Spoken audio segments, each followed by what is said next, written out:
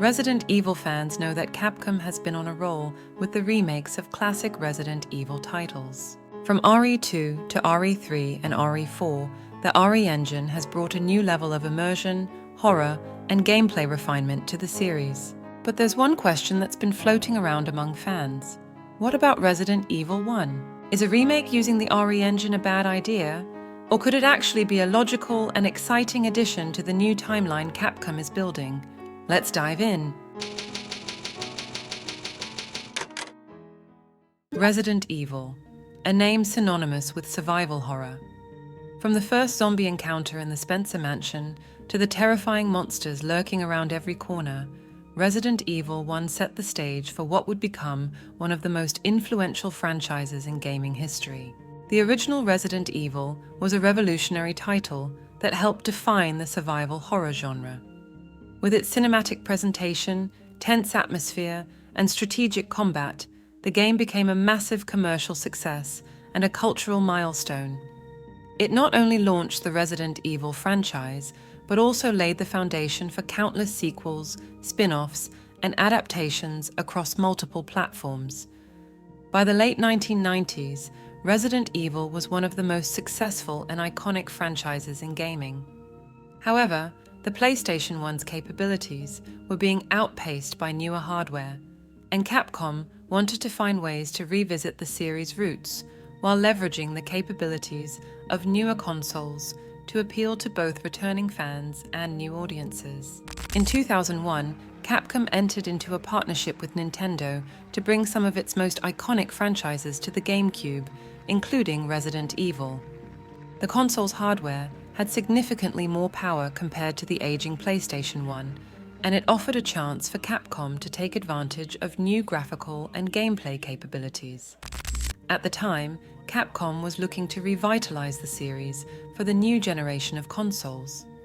The idea of remaking Resident Evil 1 was a way to bridge the gap between the classic title and the next phase of the franchise, especially as the series was beginning to evolve toward more action-oriented gameplay in later entries.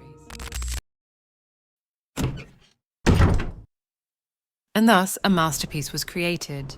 Capcom didn't want just a simple graphical update. They aimed to create a true reimagining of the original game. While the core story and characters remained the same, the developers wanted to expand upon the original, adding new areas, new gameplay features, and additional story details that hadn't been present in the original release. This wasn't simply about making the original game prettier. It was about modernizing the experience while also keeping the tension, horror, and atmosphere that defined Resident Evil. Some of the major changes included improved camera angles and environmental design that made the gameplay more dynamic. New enemies, such as the Crimson Heads and Lisa Trevor, to add an extra layer of terror. Expanded backstories for characters like Rebecca Chambers and Barry Burton, which helped flesh out the world of Resident Evil more than the original. The remake also took full advantage of modern gaming technology, with pre-rendered backgrounds that were more detailed and 3D character models that looked significantly more realistic. The remake was also a response to criticism of the original's dated voice acting and dialogue, often considered unintentionally comedic. By remaking the game, Capcom aimed to present a more polished and timeless version of the Resident Evil story, solidifying its place in gaming history. It has since been regarded as one of the greatest survival horror games ever made.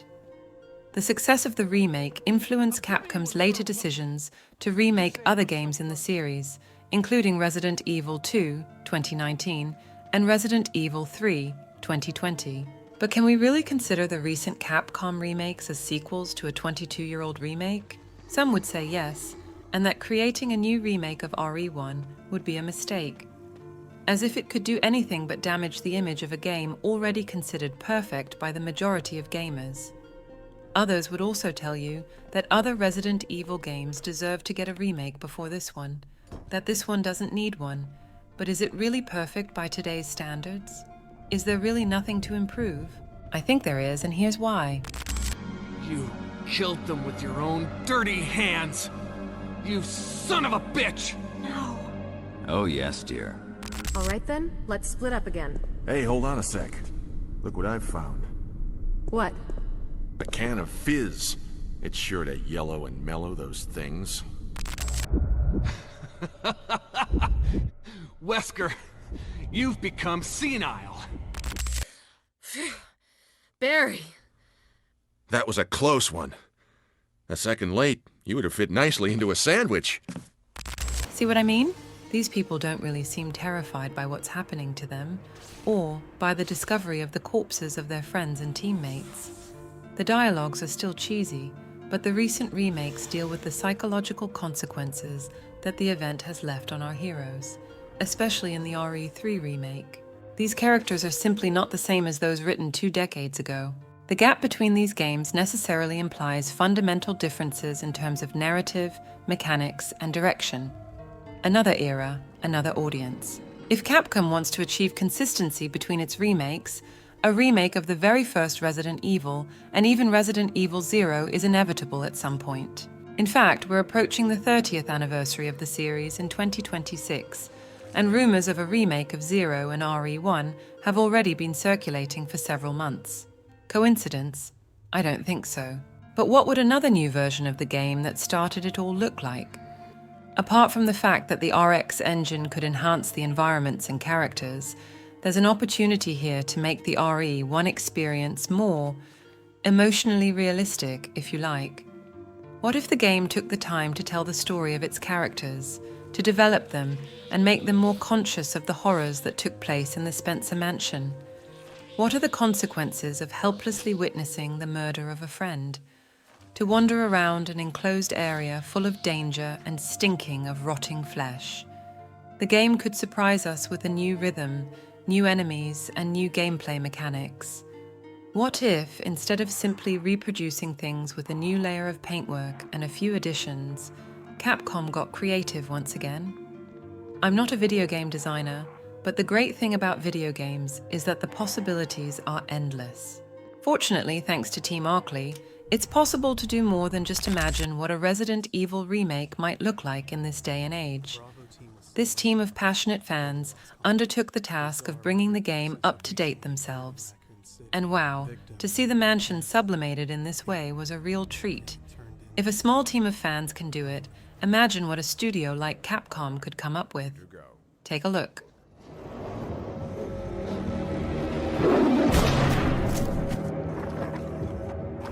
No.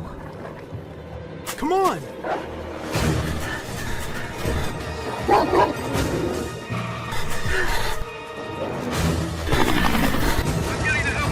Crap! Where the hell's he going? Crash, this way!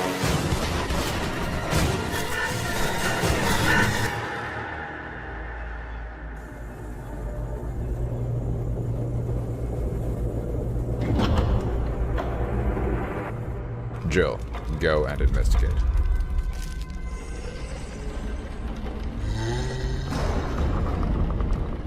My skin grows musty and feels very itchy.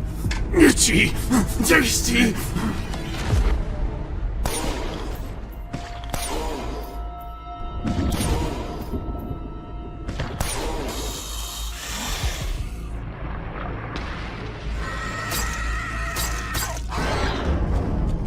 Not quite your ordinary house.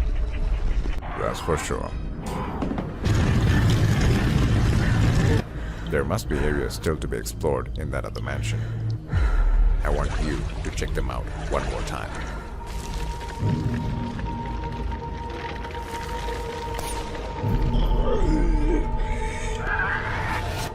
Hey, Wesker? Where's Chris? No, but we've got to find...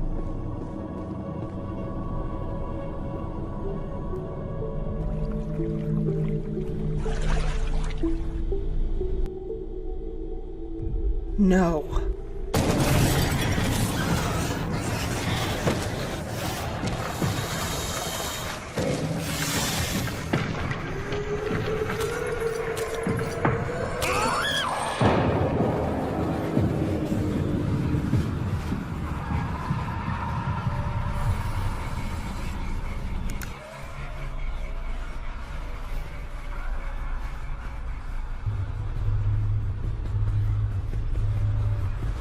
What the hell is that?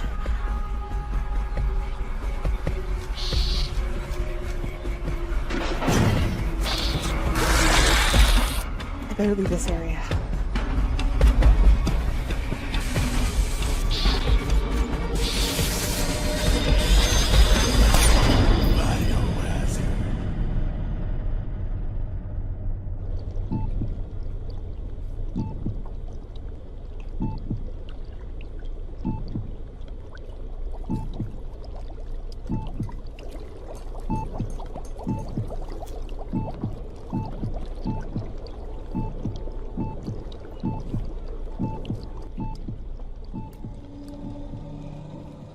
Doesn't that whet the appetite? And what about you? What do you think of the possibility of a second Resident Evil remake? Do you think it would be superfluous or even useless? Or do you also feel that there's a noticeable hole between this remake and the latest ones offered by Capcom since 2019? Do tell us in the comments.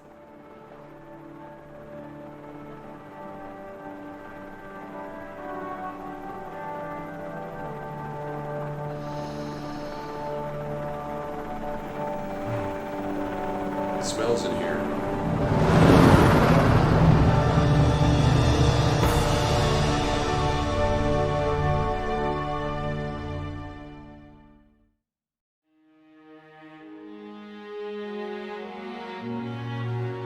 Thank you for watching this video. For those of you who don't know me, I'm TheRedButterfly, another survival horror enthusiast with a passion for Resident Evil. My channel features a variety of content on the subject, from analysis videos to news, and even a series of audiobooks. If you enjoyed what you just watched, please consider subscribing, liking, commenting, and sharing this video. It helps the channel grow enormously, and I sincerely thank you if you have already done so. I wish you all the best, and remember, always keep a knife in your hip pouch.